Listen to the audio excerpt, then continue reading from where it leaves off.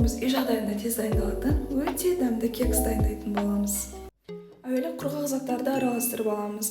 1 стакан шекер мен 2 стакан ұнды жақсылап араластырамыз және де ұнды ситодан өткіземіз. Сол кезде біздің кекстеріміз көтеріліп және жұмсақ болып пісетін болады.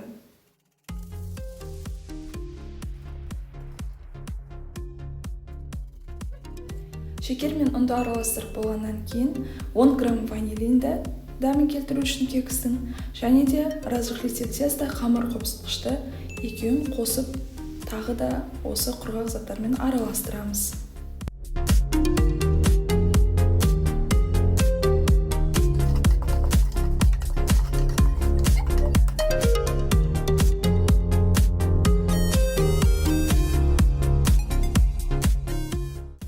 Әрі қарай қоспамыздың үстіне мен 4 жұмыртқаны қосамын.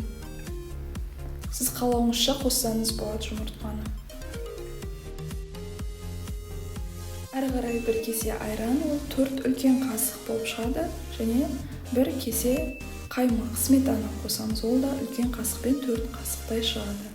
Осылардың барлығын қосып, жақсылап бір тестаға келгенше араластырамыз.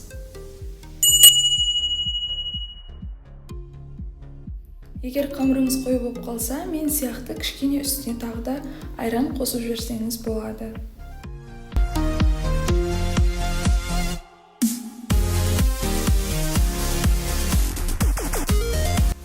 Жасап жатқан кексіміздің қамыры бір тегіс, іртіксіз жақсы болып шықты. Соған енді мен өзім арахисті қостым. Сіздер қалауларыңыз бойынша мейіз немесе орехтің басқа да түрлерін қоссаңыздар, өте керемет болады.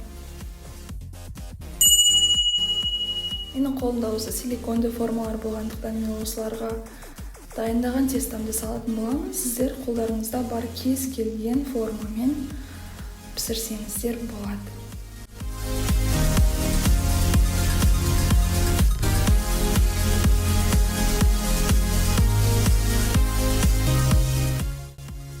Менің кекстерім дайын, енді бұлардың бетіне тек кішкене күнжіт сеуіп сәндеу ғана қалды.